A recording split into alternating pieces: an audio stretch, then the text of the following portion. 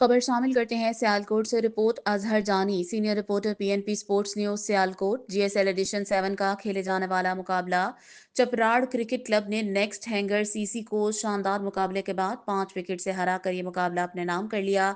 Next hanger ने toss जीतकर पहले बल्लेबाजी करने का फैसला किया, जो इनके लिए दुरुस्त साबित हुआ।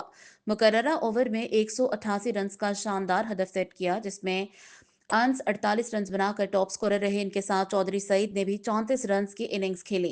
चपराड़ की तरफ से अली शान और मौजम भट्टी ने तीन तीन विकेट हासिल की। हदफ के ताकुब में टीम चपराड़ क्रिकेट क्लब ने बेहतरीन आगाज फराहम किया। अली हसन और अरसलान की तूफानी बल्लेबाजी ने मैच का रुख चपराड़ की तरफ कर दिया। अली हसन ने 78 और अरसलान ने 54 रन की शानदार इनिंग खेली और मुकाबला जितवाने में अहम किरदार अदा किया। Man of the match Ali Hasan और मौजम भट्टी को अच्छी परफॉर्मेंस पर जीएसएल स्पोर्ट्स की जानिब से 4,000 रुपये और एक खूबसूरत ट्रॉफी इनाम दिया गया। दूसरी जीत करने पर चपराड़ क्रिकेट क्लब को मुबारकबाद पेश करते हैं media partner PNP sports Sialkot.